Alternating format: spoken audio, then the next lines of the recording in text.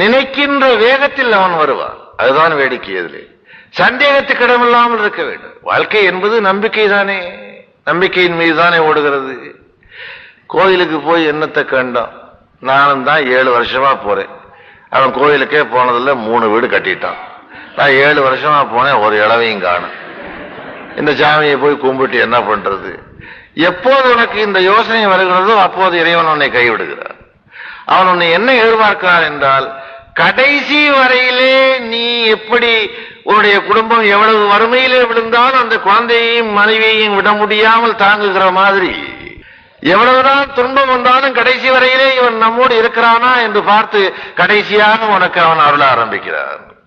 சோதனை என்பது அதுதான். அவன் என்னை இவ்வளவு சோதிக்கிறானே, இவ்வளவு கஷ்டப்படுத்துகிறானே, நான் அவனுக்கு என்ன செய்தேன் என்று கேட்கவே கூடாது. பூர்வ கர்மா என்று அதைத்தான் சொன்னார்கள்.